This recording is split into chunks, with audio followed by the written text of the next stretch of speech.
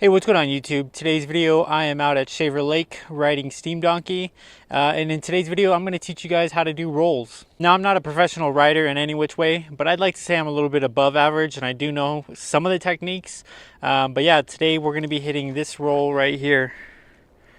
So from this angle, it doesn't really look like a massive roll, but of course with the other camera we can see it's a good size roll. I would say about 10 feet, and it's fairly steep, maybe at like a 75-degree angle, maybe a little bit steeper than that.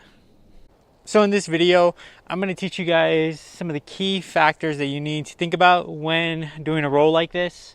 Of course, like, they always look intimidating, and I'm sure we've all seen our fair share of people failing at rolls.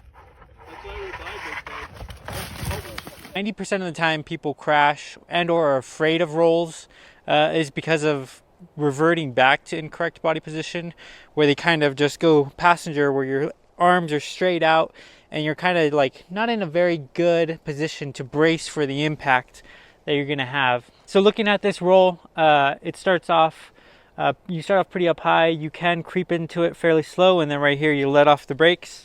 Another thing that I think a lot of people struggle with rolls like this is that they want to go as slow as possible to always be in control.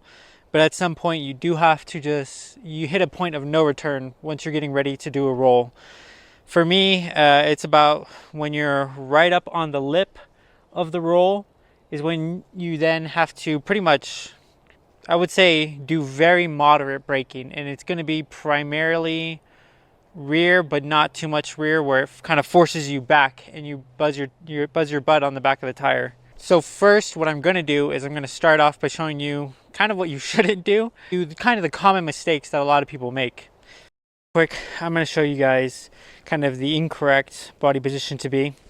So those two sticks right there are going to be what we call like the edge of the drop, and then kind of going into it.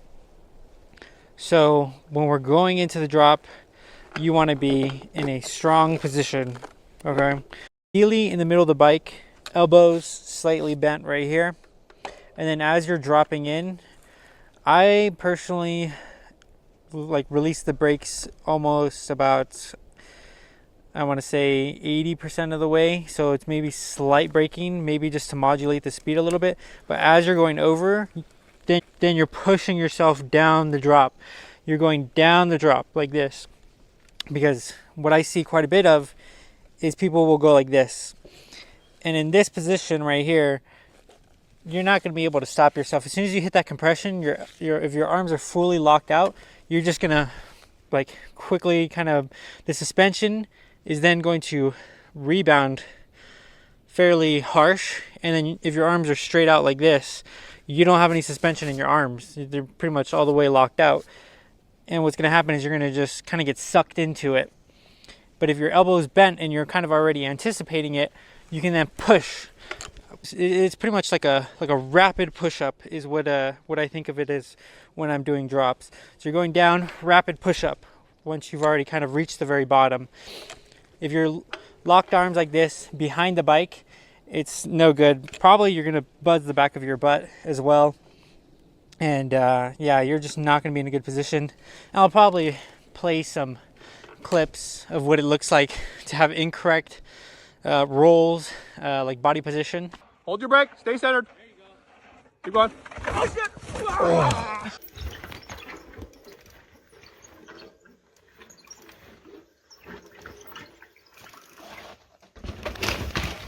Oh.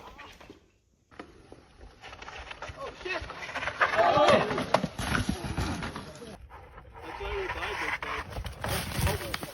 Oh. So what I'm essentially saying is you want to just be active, in an active position. So, all right, and now I'm going to show you guys by example. So we go slow here, elbows bent, and roll, just like that.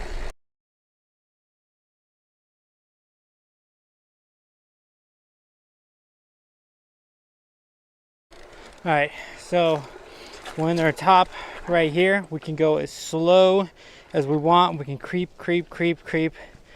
all the way to about right here. And then right here, I want to say is where you kind of want to just slowly release both brakes. Usually I'm holding both brakes, and then I kind of just release both of them, prepare myself for the G out.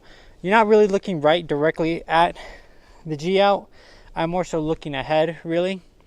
So elbows bent, braking, releasing, then just going. And then my elbows should be pretty bent by the time I'm at that G out. And then that way it just gives it a nice soft landing and you're not getting that hard compression. All right, here we're coming up to the drop. Slow. Release the brakes, and bam.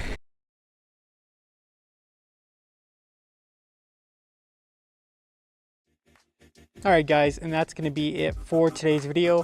Hopefully you found it helpful. Hopefully it was somewhat useful.